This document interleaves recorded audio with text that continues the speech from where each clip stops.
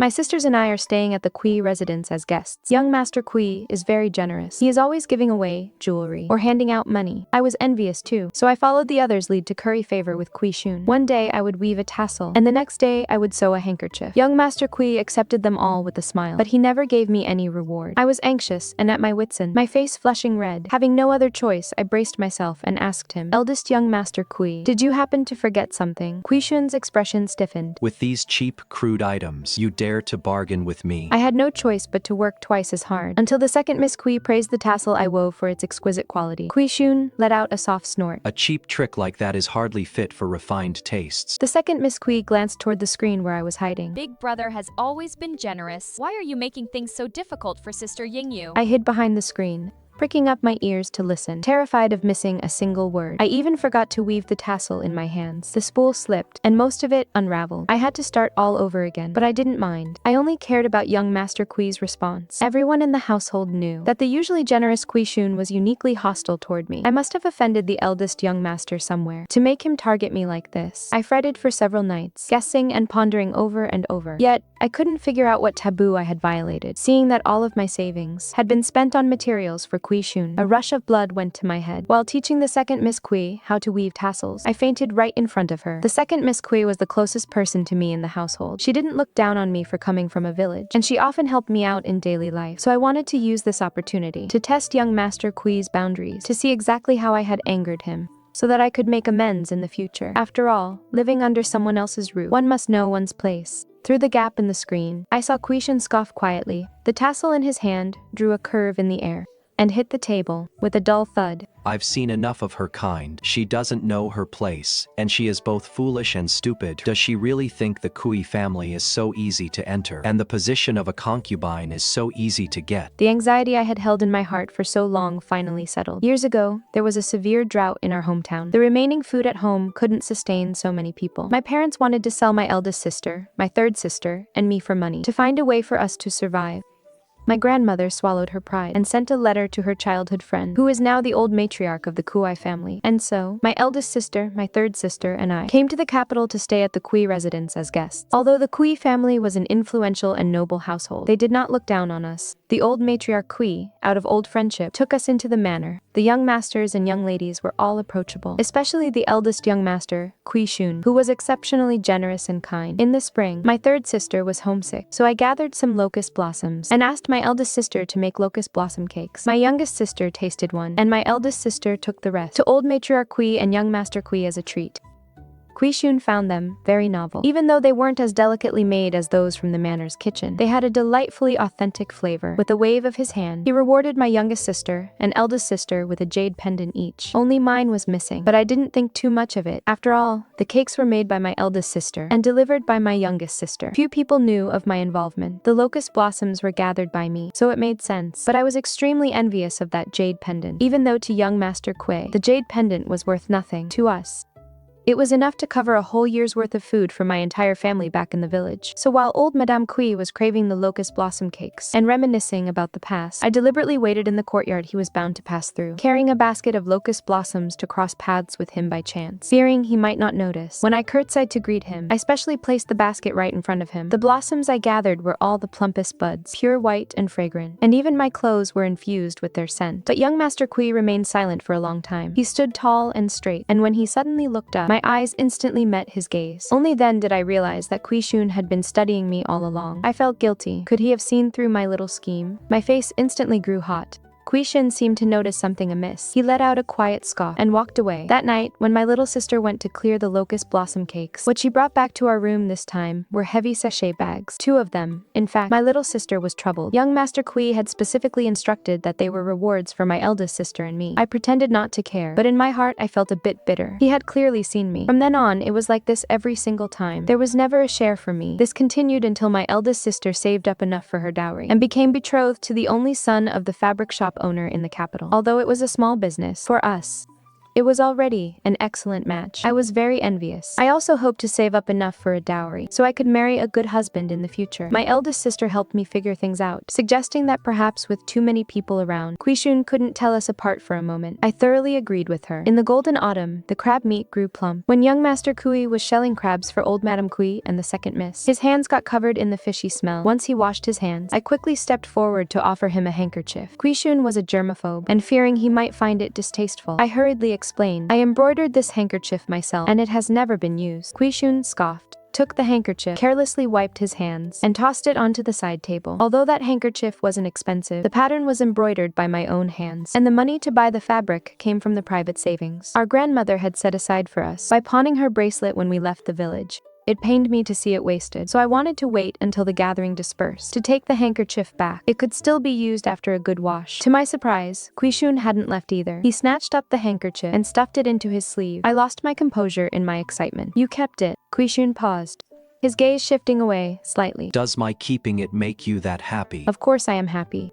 Who wouldn't be happy to receive a reward? But I couldn't be so blatant about it. If you are pleased, then I am delighted. My eldest sister had told me that I must let young Master Cui feel my sincerity. I didn't know if it was because I had made him notice something amiss, or because the acrobat troupe called by old Madame Cui was about to start their performance. But young Master Cui didn't say a single word about a reward, and left in a great hurry. Reflecting deeply on my mistake, I noticed Cui Xun had a new paper fan, so I braided a tassel for it. This time, I was even more humble. When I handed it to him, I didn't even dare to raise my eyes. Fortunately, young Master Cui accepted it, yet he still didn't offer any reward money. I was anxious and at my wits' end, my face flushing red. Having no other choice, I could only brace myself and ask, Young Master Cui, did you perhaps forget something? Cui Xun's face stiffened. With these crude, cheap items, you dare try to negotiate terms. I froze. The handkerchief was not expensive, nor was the tassel. Yet I had presumed to seek a reward from young Master Cui. Overwhelmed with embarrassment, I fled, leaving young Master Cui standing there alone, staring blankly at my retreating figure. Reflecting deeply on my mistake, I pondered over it for a whole night. Young Master Cui actually had a point. Even though the Cui household is prominent and wealthy, I still shouldn't try to take shortcuts and hope to get something for nothing. From then on, I put in even more effort. When Cui Xun got drunk, I would brew hangover soup for him. When his studies were demanding, I would carry a food box to deliver meals to him. A year passed in this manner. Young Master Cui never once mentioned any reward. Even if there was no reward money, I had served him for a whole year. Even a maidservant should receive wages, right? I could not figure it out. Night after night, I lay awake wondering just how I had offended him.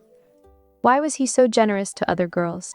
Yet when it came to me, he hasn't rewarded me with even a single copper coin. Today, I finally understand why. It turns out he thought I was ungrateful, harboring wild ambitions of marrying into the family as a concubine. The heavy stone weighing on my heart has finally been lifted. Now that I know where the root of the problem lies, I can simply change my ways. As long as I do not draw close to young Master Cui, everything will be fine. The second young lady of the Cui family wanted to help me secure a dowry, but I didn't dare take any more money from the estate. It would be disastrous if Cui Xun found out. Even though, over this past year, I have lost a great deal, it is still better than offending young Master Cui and being thrown out by him. I planned to sell tassels. Although the income would be meager, it would bring me peace of mind. The second young lady of the Cui family was kind, warmly helped me hawk my wares. To my surprise, they were highly favored by the daughters of wealthy families. They sold out in an instant. I had no choice but to work from dawn to dusk weaving tassels. I finally saved up enough for my dowry. The matchmaker searched far and wide for me, and soon she found a young master who was willing to meet me. His family also runs a business, though it was not a prominent family. They were well off and comfortable. The matchmaker advised me, You must be sensible later.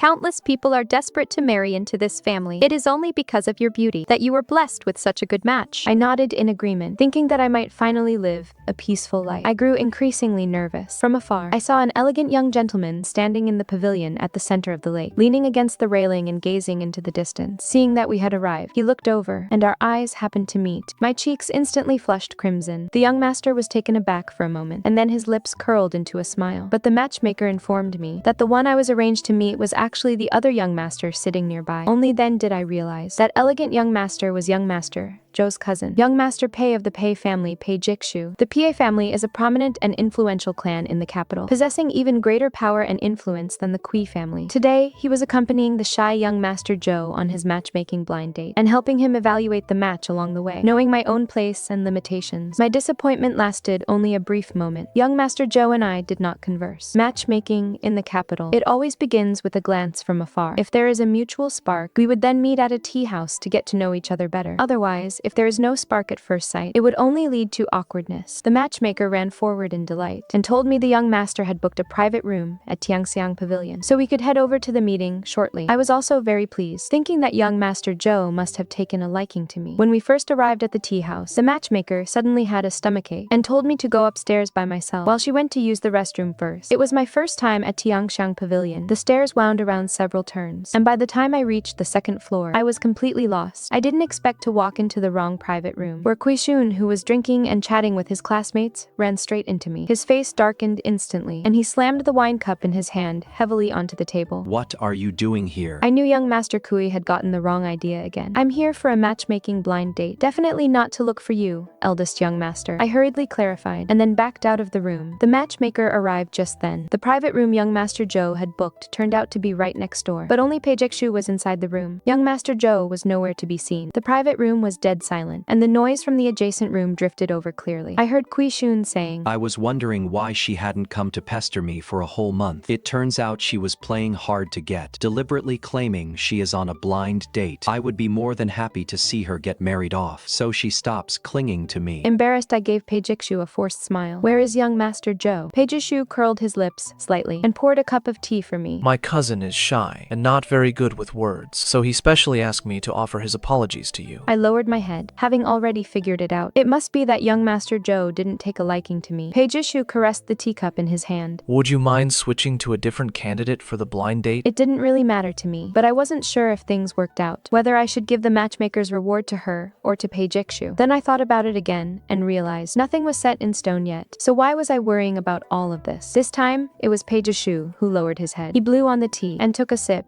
I couldn't tell if it was because the tea was hot or something else, but the tips of his ears turned red. I grew even more curious. Is he also your cousin, young Master Pei? Pei Zhixu suddenly choked on his tea and couldn't stop coughing, his eyes turning slightly red from the coughing fit. Could it not be me? Perhaps because he had choked, his voice sounded a bit strained, combined with his red-rimmed eyes. His expression looked exactly like a pitiful young master, questioning why a heartless woman had abandoned him. Startled, I took a step back. The matchmaker glared at me, disappointed that I was failing to rise to the occasion, and couldn't seize such a great opportunity. Oh my.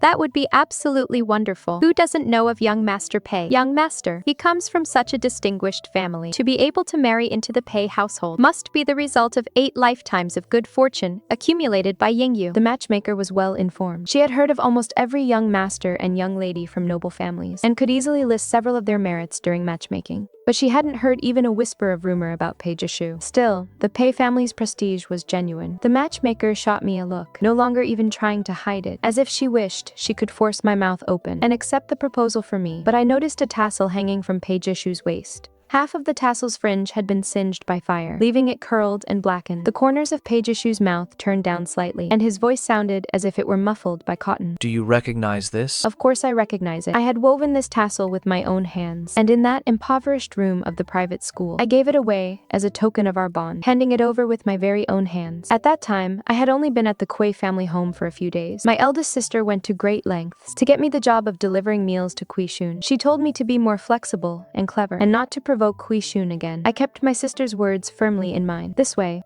I was putting in the work and earning my pay, so I wasn't taking advantage of anyone. Once, just as I stepped into the private school, it started to pour. Fortunately, I had brought an umbrella, so I didn't have to worry about getting drenched like a drowned rat. Just as I opened my umbrella to leave, Cui Xun called out to me. Leave the umbrella. He clearly had his own umbrella with him. Besides, it wasn't even time for school to dismiss yet. Even if school were dismissing, there was a carriage waiting for him outside. Just as I was about to speak, the young master added, Don't forget your place. I understood immediately. I was a guest living in a foreign place, and I had to live at the young master's mercy. I handed the umbrella to him. He let out a scoff, and I couldn't tell if he was pleased or displeased. The rain fell heavier and heavier. I huddled under the eaves, the hem of my skirt getting soaked by the splashing raindrops. Just as I was worrying, an old oil paper umbrella was held out in front of me. If you don't mind, miss, take this to get back to the estate. The speaker was the school's handyman. I had run into him a few times when delivering meals. He wore a bamboo hat every day, with a black veil draped around it to cover his face. Though I couldn't make out his features, I could tell his posture was as straight and upright as a pine tree. This was probably the very first time I had heard him speak. His voice was dry and raspy, making it hard to recognize. Looking at his posture, it seemed he was also about to head out, so I suggested we share the umbrella. The Cui estate wasn't far, so it shouldn't delay his important business. The ribs of the umbrella tilted. sheltering me from the pouring rain. When we reached the Cui estate, I thanked him. After stepping over the threshold, I turned back to look, only to see that half of his body was completely soaked. The next time I went to the school to deliver meals, I gave him a new umbrella. At first, he politely declined to take it. I informed him I bought this umbrella with my own allowance. It doesn't belong to the Cui family. Only then did he accept it. While I chatted with him, he kept gently stroking the oil paper umbrella. Gradually, I learned a bit about his background. His name was He Shouzhang. When he was 3 years old, they encountered bandits, and he was separated from his parents. He was later raised by an elderly couple. A few years ago, his grandfather and grandmother passed away one after another, so he made up his mind to come to the capital to find his family. His face was scarred because he fell ill in his childhood and had no money for medical treatment, leaving behind sores that wouldn't heal for a long time. His throat was also ruined back then. Every month, his meager wages were entirely spent on medicine, but if he wanted to cure it completely, it would require a large sum of money. Therefore, our favorite thing to do was to scheme about how to make a fortune. Later, we realized that all the ways to get rich overnight were written in the penal code. I started wondering when I might save some immortal deity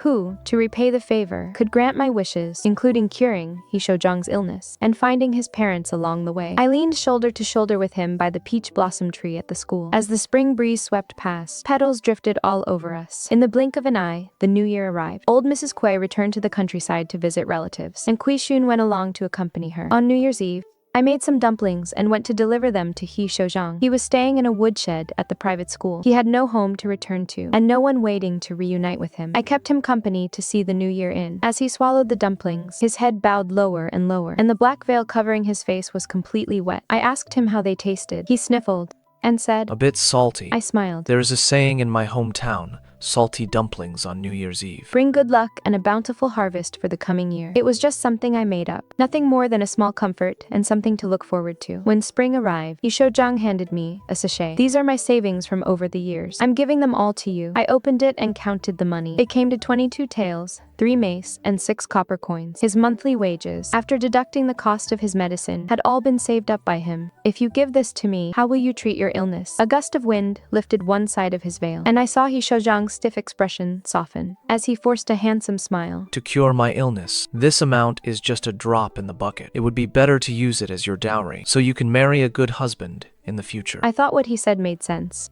So I took the sachet. Then, I pulled another sachet from my waist and placed it together with his, into his hand, which he hadn't yet pulled back. The weight made his palm drop slightly. My good husband, this is my dowry. I occasionally helped with the laundry in the manor, and did some chores. The steward would reward me with some loose silver, all of which I had saved up. He Shouzhang could hardly believe it. He was afraid I was just pitying him, and also feared that I was acting on a whim, and would eventually grow to detest his appearance. But I had already planned everything out. He had a stable job at the private school, and he also copied and sold books in his spare time. I would take on some odd jobs, save up to set up a small stall, and earn more money to treat his illness and help him find his parents. Wouldn't our lives get sweeter and sweeter? Perhaps it was a bad omen, but when I gave him the tassel, my hand slipped, and the tassel fell into the charcoal brazier lit for the late spring cold. In an instant, the flame scorched more than half of the hanging threads, leaving the remaining half blackened and shriveled. But He Shouzhang did not mind it at all. He tied it to his waist. This way, no matter what happens, you will always be able to recognize me. I don't know if the spring cold was too bitter, but He Shouzhang's old illness flared up, and he fainted from pain on his way to the pharmacy. Having no other choice, I stopped a carriage. Fortunately, the lady inside was kind-hearted and told her coachman to carry He Shouzhang inside. As they did, the jade pendant at his collar accidentally slipped out. Then, I heard the lady burst into tears. My son.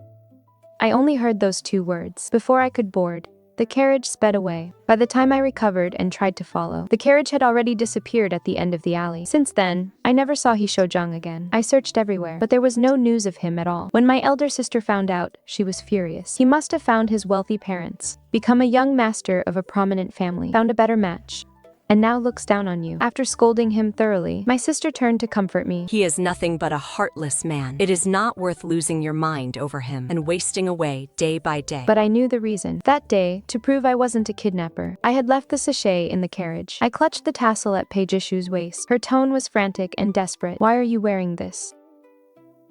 Could it be? Midway through her sentence, a thought suddenly popped into her head. Even though it seemed unbelievable, she still tentatively called out a name. He Shouzhang.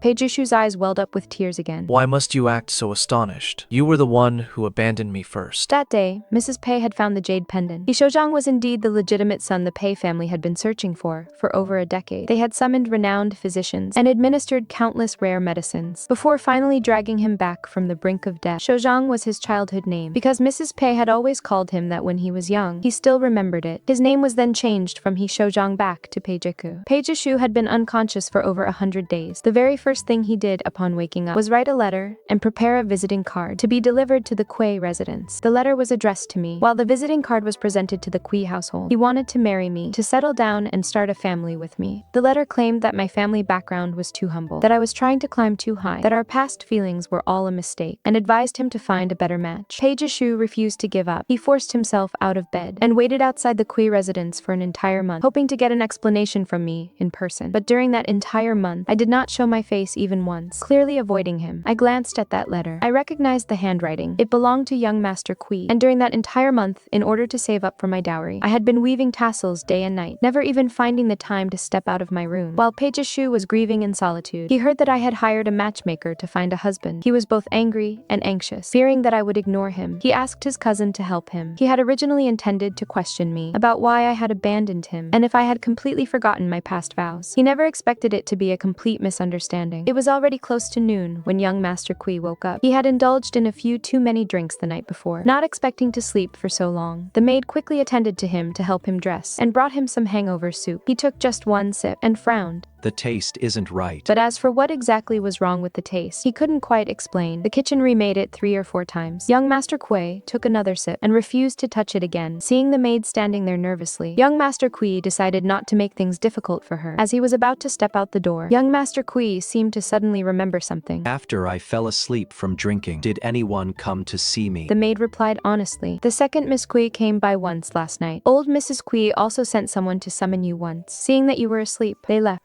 No one else has been here. Young Master Cui felt a slight irritation in his heart. He decided to go pay his respects to old Mrs. Cui first. Just as he stepped out of the courtyard, he saw carriage after carriage of betrothal gifts being carried into the estate. He stopped and watched for a moment, then asked a servant whose daughter these gifts were for. It seems to be for the daughter of the Shen family. Young Master Cui nodded. I see. It was Shen Yingyu's elder sister. Come to think of it, Shen Yingyu was also of marriageable age. He muttered the last part, mostly to himself.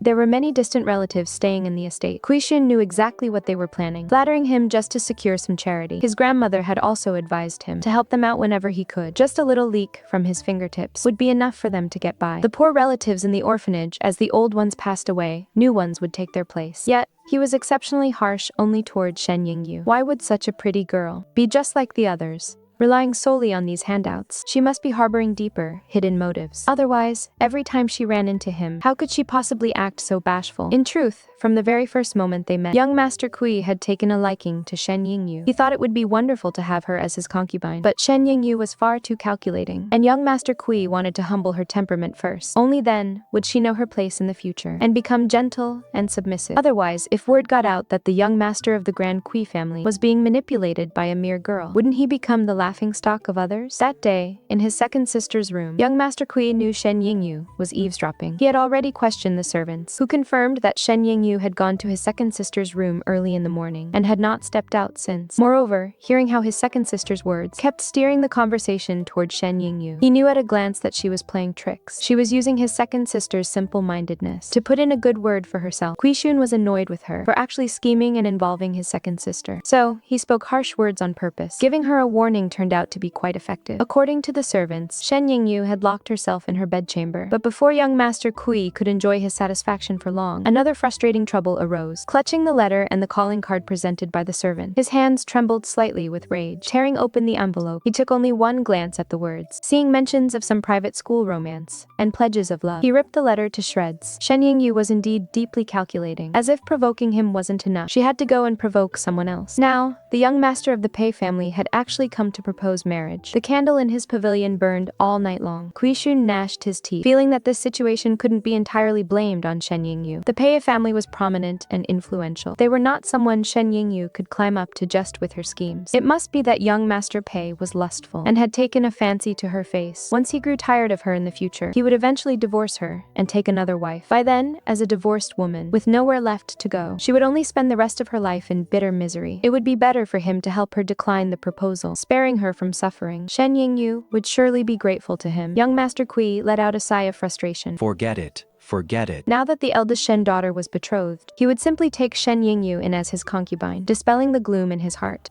Cui Xun strode toward his grandmother's room. Pei Zhixu acted with great haste, immediately preparing to come and propose marriage. I teased him, asking if the betrothal gifts were fully prepared. I had only intended to joke with him, but to my surprise, Pei Zhixu's face flushed red instantly. I started preparing them as soon as I woke up, and worked through the night to add some more. Pei Zhixu blushed very easily, and his expressions were particularly endearing. In the past, when he wore a black veil to cover his face, his emotions were hard to read, and I had mistakenly thought he was always of a mature and reserved temperament. I never expected him to be just like a young kitten, so easily flustered. Amused by his anxiety, I said, "I am right here, and I won't go anywhere." His health had not yet fully recovered, so he shouldn't be rushing about. But Pei Zhixu was harboring fears. Last time, he had suffered because of his weak and frail health, failing to come in person to propose marriage. Now, he was afraid of any further complications. Old Madame Cui was also very pleased. Now that my elder sister and I had both found good matches, she could be said to have lived up to her friendship with my grandmother. She had specifically called over the second Cui daughter, waiting for Pei Zhixu to come over from old Master Cui's side in a moment, so they could see what this young Master Pei, who had reunited with me, actually looked like. After all, since I was currently staying at the Cui household, paying respects to old Master Cui was also in line with proper etiquette. With my face flushed red, I was just playfully bantering with the second Miss Cui when a servant came in to report, announcing that the young master of the Cui family had arrived. I suddenly looked up, as young Master Cui lifted the soft door curtain. Grandmother. He greeted her, his breath still carrying a hint of haste. Old Madame Cui waved her hand at him. Sooner, you've arrived just in time. Your sister Shen is getting betrothed today. Young Master Cui nodded. I saw it on my way in. It was quite a grand display. He scanned the room, and when his gaze swept over me, his brow furrowed, and the cheerful look he had just now faded away. Where is the eldest Shen girl? Since he asked about my eldest sister, it would not be proper for me to play deaf and dumb. I quickly replied, "Eldest sister has an upset stomach. She has already run to the latrine 3 or 4 times." Cui Xun shot me a glare. Try to keep a lower profile in the future. I was somewhat bewildered. Lately, I had rarely shown my face in front of him. Why did he still harbor such deep malice toward me? Even old Madame Cui could not bear to watch this. Highs. Yingyu is a simple and honest girl. Why must you needle her? Moreover, today is her big day. Even if she stands out a bit, it is only right. Young Master Cui let out a cold sneer. After all, these are trivial matters of her maiden family. Once she steps into the Cui family in the future, she will be a wife of the Cui family. Her every move will affect the reputation of the Cui household. Old Madame Cui, who had been dignified her entire life, rarely showed a blank, bewildered expression. Why does grandmother not understand? I have made up my mind to take Shen Yingyu as a concubine. Old Madame Cui was taken aback, looking somewhat embarrassed. Stop talking nonsense. Cui Xun did not understand her reaction. Why can I not speak of it? Today, the eldest Shen girl is getting betrothed, so this should be a double celebration. The second Miss Cui burst out laughing. My dear elder brother, the eldest sister of the Shen family, was already betrothed half a year ago. Today, it is young Master Pei who has come to the house to ask for Sister Yingyu's hand in marriage. Young Master Cui's face instantly darkened. Shen Yingyu, not only did you drag second sister into this, but now you have also dragged grandmother in. What on earth are you scheming? If you refuse to be a concubine, are you actually plotting to become my primary wife? The blush that had just faded from my face rushed back again. In truth, ever since I realized young Master Cui had misunderstood my intentions, I had begged him to let me clarify things, but young Master Cui simply ignored me. The second Miss Cui had also tried to clarify, only to be met with young Master Cui's cold sneer, mocking me for being so capable. I had originally thought that once I married out, the misunderstanding would be resolved, but I never expected him to remain so suspicious. The pearl curtain was lifted, and Pei Zhixu stepped inside. Yingyu does indeed wish to be a primary wife, just not of the Cui family, but of the Pa family. Pei Zhixu bowed to old Madame Cui. It is fitting that old Madame Cui is here to witness this for us juniors. I, Pei Zhixu, will only marry Shen Yingyu as my sole wife in this lifetime, with never a single concubine. Cui Xun gnashed his teeth. Pei Zhixu, it is actually you. Pei Zhixu looked entirely sincere, without a single hint of provocation or sarcasm. Of course it is me. In fact, I should bow and thank the eldest young master Cui. If you hadn't taken Yingyu's umbrella from the school that day, she and I would never have crossed paths. Speaking of which, you should be considered our matchmaker, with the matchmaker God above as witness. Please accept my bow of gratitude. When Yingyu and I perform our wedding bows, the eldest young master Cui must be sure to take a seat of honor. Even though Pei Zhixu was in a hurry, the auspicious date was still matched according to the traditional birth charts, and a lucky hour was chosen. In the end, it was set for exactly 1 month later. This was already an extremely rushed timeline. Aside from the time spent with Pei Zhixu, for the rest of my time, I stayed cooped up in my bedchamber, minimizing any chance of running into young Master Cui. It seemed as though all was at peace with the world. But sometimes, even if you do not seek out trouble, trouble will come looking for you. My eldest sister was also about to get married. My youngest sister and I agreed to buy a jade bracelet together for her. Originally, Pei Zhixu wanted to help us buy it, but for one thing, I was not yet married to him, so it was not proper to use his money. Secondly, this was also a token of sincerity from my youngest sister and me. My youngest sister was still young and knew nothing about shopping, so she handed her silver over to me and asked me to take full charge of it. Just as I stepped over the threshold, I happened to run into young Master Cui boarding his carriage. I quickly shrank back behind a pillar. Young Master Cui suddenly paused, quietly turning his head slightly, before finally climbing into the carriage. Only after watching his carriage drive away did I show myself. Judging by the direction, he was heading to the west side of the city, whereas I needed to go to the east side. We would certainly not run into each other. But just as I entered the jewelry shop, young Master Cui arrived as well. I was just bracing myself to exchange pleasantries with him, but young Master Cui treated me like air. He whispered a reminder to the person behind him to watch the stone steps. Didn't you say you were going boating today, young Master Cui? Why did you come here? She was a gentle and beautiful young lady from a wealthy family, and also the woman young Master Cui was meeting for a matchmaking arrangement. Recently, Cui Xun had completely changed his usual attitude. He no longer resisted matchmaking, and had even taken a liking to the third daughter of the Chen family, whose social standing matched his own. Even a guest like me, who was poorly informed, had heard a thing or two about it. Seeing how he treated me now, I couldn't help but feel a weight lifted off my shoulders. After all, the Cui household had been kind to us. If not for young Master Cui, my eldest and youngest sisters would not have gathered their dowries so quickly. The weather today was unfavorable. It looked as though it was about to rain. Go ahead and pick out any bracelet you like. All right. Miss Chen was very graceful and natural, showing no awkwardness at all. She stood by the counter and began to examine the jewelry. But something seemed wrong with young Master Cui. When Miss Chen asked for his advice, he was completely distracted and answered perfunctorily. This continued until I began to look at the jewelry. Every time I took a liking to a bracelet, Cui Xun would throw down double the silver to buy it. Even if the quality of the bracelet was mediocre and the size did not fit, he would immediately slip it onto Miss Chen's wrist once purchased. Even if I didn't say a word, as long as my gaze swept over something, he would pay for it. Miss Chen had never seen such a display before. She was so flustered that she didn't know what to do. In a short moment, 7 or 8 bracelets were slipped onto her arms, weighing down her wrists until they were sore. With a slight movement, they clinked together incessantly. Young Master Cui, I really do not care for this one. By the time her left wrist was filled with 5 bracelets, Miss Chen finally spoke up to decline. This one is also excellent. Try it on. Cui Xun acted as if he hadn't heard her and grabbed another one. The jade bracelet was slightly too narrow and simply would not go on. Miss Chen's knuckles and the back of her hand were rubbed red and painful, although a smile still hung on young Master Cui's lips. His eyes were filled with a cold light, looking wild and crazed. Miss Chen was terrified, and tears began to roll down her cheeks. Seeing that her skin was about to be scraped raw, I couldn't just stand by and watch. I shoved Cui Xun aside. Miss Chen took the opportunity to quickly slip off the remaining jewelry, grabbed her skirt, turned, and fled. The jade bracelet crashed onto the brick floor, shattering completely into dust. The shopkeeper and the assistant stood to the side, not even daring to breathe heavily. Young Master Cui was shoved by me and bumped against the wooden counter. His mind finally cleared up. He stood up unsteadily and pulled out some silver. The shopkeeper tremblingly claimed it was too much and that he had already settled the bill anyway. Cui Xun said nothing. He paced over to me. It is raining. I brought an umbrella. Rain began to drift outside the door. I stood under the eaves, trying my best to avoid sharing the same space with him, staring at the umbrella he held out. I shrank back a bit further. Cui Xun did not speak either, but simply kept holding it out as before. I locked horns with Cui Xun for a long while, until finally, Pei Zhixu ran over to fetch me. He knew I was going to buy a bracelet, and fearing I hadn't brought an umbrella, he made a special trip to find me. Not long after returning to the Cui residence, word came that young Master Cui had caught a cold from walking in the rain without an umbrella. When the elderly maid from old Madame Cui's side came to find me, Pei Zhixu was also there. He had come to ask me for a reward. These past 2 days, I had been exhausted from managing the wedding preparations, and my arms felt completely weak. To ensure everything was perfect, Pei Zhixu had done almost everything himself, writing hundreds of invitation letters alone. I could not resist Pei Zhixu's pitiful look.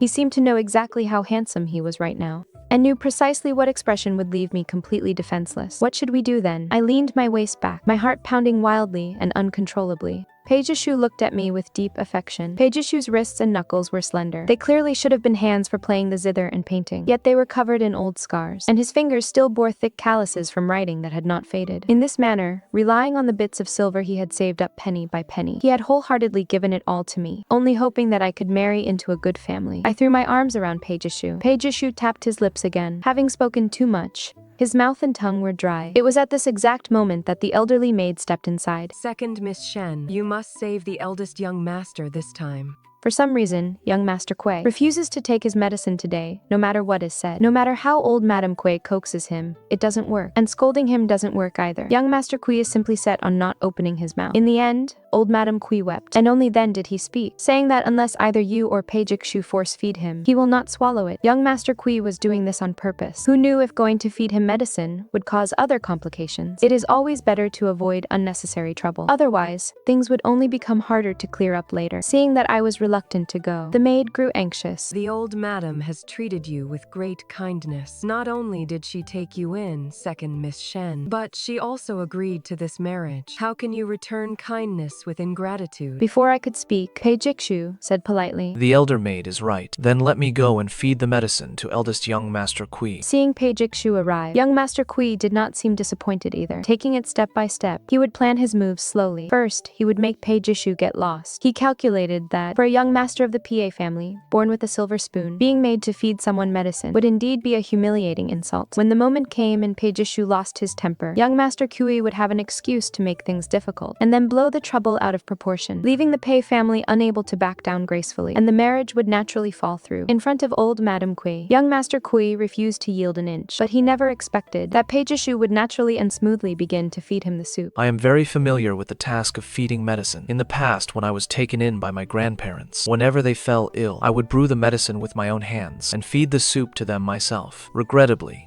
the two elders passed away one after another by the time I was 10. I lived alone for several years. When I grew a bit older, I went to the capital. I originally thought my life would just be like this. My parents could not be found, and my illness could not be cured. I never expected that I would meet Yingyu. It was she who brought a glimmer of light into my muddled life. She and I met when we were both in humble circumstances. She did not dislike my scarred face, nor did she look down on my poverty. What more could I ask for than to have such a wonderful wife? Yingyu's hardships are my hardships. Right now, I am by no means some young master of the Pei Mansion. I am merely her betrothed, someone who wishes to grow old with her. The kindness of the Cui family is also my kindness. Who knows what Pei Zhixu was thinking about? As a tender smile spread across his lips, he looked up, and through the paper window, he could see Shen Yingyu standing in the courtyard, peering into the room with a face full of worry. Old Madame Cui saw her too. She let out a sigh. It was my lack of foresight. Please do not blame me, young Master Pei. Pei Zhixu set down the porcelain bowl. In truth, he had not fed him a single spoonful of medicine. His goal had been achieved. Pei Zhixu stood up and took his leave. Young Master Cui stared out the window, seeing the heartfelt smile that Shen Yingyu gave Pei Zhixu. He realized that he had completely lost all hope. Whether in terms of calculation, love, or scheming, he was no match for Pei Zhixu. Early the next morning, just as I stepped over the threshold, I was stopped by young Master Cui. He had grown much thinner, his eyes were sunken, and his past arrogance was gone. He looked dejected and exhausted. Yingyu, do not hide from me. I came to let you know that I will not make you a concubine. I want to marry you with all the proper rites and ceremonies. Please do not marry Pei Zhixu, all right? Young Master Cui's voice trembled. In contrast to his weak, sickly body, the gaze in his eyes was frighteningly intense. Young Master Cui, it is not a matter of being a concubine or a primary wife. The one I want to marry has never been you from the very beginning. Perhaps I gave you the wrong impression, and I apologize for that, but I have also served you for a year, which should make us even. From now on, let us go our separate ways, and have nothing more to do with each other. Young Master Cui's eyes turned red. As soon as he raised his hand, I instinctively took half a step back. Cui Xun's arm froze in midair. There is a withered leaf on your hair. Immediately after, he lowered his head, and gave a bitter smile. I understand. When he raised his face again, Cui Xun had regained his former demeanor, the nobility and pride of a young master of the Cui family. He took 2 steps back. I have offended you, Miss Shen. It was my mistake in the past, and I hope Miss Shen can find it in her heart to forgive me. Having said that, he did not even give me a chance to speak before turning around and walking away. For the next few days, just as young Master Cui had said, he did not engage in any absurd behavior at all. His treatment of me was just like that of a distant cousin staying temporarily in the courtyard. He gave me a set of fine dresses and a few pieces of silver. Soon, it was the day of my wedding. I was pulled forward by the maidservants, but as we walked, the sound of the wedding horns grew more and more faint. Sensing that something was wrong, just as I was about to lift my red bridal veil, my neck went numb, and I lost consciousness. I slowly opened my eyes, and it took a long time for my vision to focus. I was lying in an unfamiliar inner chamber. My neck was still a bit sore. At that moment, the door was pushed open. When young Master Cui walked in, the sound of firecrackers and festive music could still be heard outside, proving that I had not been asleep for very long. You are awake. Young Master Cui held a bowl of hot porridge. I had the kitchen brew this. You haven't eaten all day. I slapped away the hot porridge he handed over. Then, taking advantage of him being scalded, I forced myself through the dizziness and ran toward the door. I pushed it once, then rattled it again, but the door remained as solid as a mountain. Don't bother throwing yourself against it. I had my men lock it from the outside. Without my orders, no one is allowed to break it open. Young Master Cui slowly wiped the scalded, reddened back of his hand, his composure laced with madness. I didn't dare provoke him, so I could only try to persuade him with gentle words. If you let me go now, we can still fix this. Otherwise, once Zhixu finds this place, it will be too late for everything. Cui Xun let out a laugh. Rest assured, no one has noticed you are missing. I have already found a maid to take your place in the wedding. By the time Pei Zhixu realizes it, he will have already entered the bridal chamber. By then, the sedan chair will have been lifted, and the vows will have been made in the hall. He will have no choice but to swallow this bitter pill. Even if his love for you is as deep as the ocean, and he still wants to take you in, you could only ever be his concubine. In that case, you might as well stay with me as my primary wife. So I have arranged everything. From now on, you will live under a new identity. If you don't want to marry me like this, it doesn't matter. I can wait. I can accompany you in whatever you wish to do. Whatever Pei Zhixu can give you, I can surely give you as well. Shen Yingyu, you must be mine. The more he spoke, the more excited his tone became, wrapped in a neurotic frenzy. He was mad. Young Master Cui had gone mad. You are mine. You must be mine. As he drew closer, I grabbed a porcelain vase from the display shelf and swung it down. The porcelain vase shattered into pieces. Young Master Cui's forehead was cut by a shard of porcelain, yet he actually grinned. Just then, a sudden flurry of chaotic footsteps echoed in the courtyard. Before young Master Cui could react, the door was kicked to pieces. It was Pei Zhixu. The substitute young Master Cui chose had a similar build and height to mine, and he believed his plan was flawless. But Pei Zhixu and I knew each other inside out. The moment that substitute took a step and made a gesture, he knew it was absolutely not me. Cui Xun was severely beaten by Pei Zhixu. The case of the beautiful bride being swapped and imprisoned caused a massive uproar in the capital, eventually reaching the ears of the emperor. Young Master Cui was sentenced to 30 strokes of the board in the palace. After recovering, he was banished to a remote province for 3 years to discipline his temperament. On the day Cui Xun was sent away, Pei Zhixu and I were just returning to the city after picking up grandmother. Our two carriages passed each other, moving further and further apart until we could no longer see each other. In the 10th year of our marriage, Pei Zhixu gradually built a high reputation in the capital. He aided impoverished scholars, allowing them to study in private academies, pursue official careers, and realize their great ambitions. By now, very few people called him young Master Pei anymore. Instead, they respectfully addressed him as Master Pei. When I heard news of young Master Cui again, he had already governed that remote province for 10 years. During these 10 years, he had dedicated himself entirely, dredging the waterways, reducing taxes, and reclaiming wasteland for cultivation, completely transforming that impoverished province, and shielded the local people. In our courtyard, Pei Zhixu had planted peach trees everywhere. Every spring, he and I would lean shoulder to shoulder against a tree. Later, we were blessed with a pair of children, and so I would accompany Pei Zhixu by the side of the peach blossom trees, watching them chase each other with laughter. As a gust of wind swept by, falling blossoms covered us completely.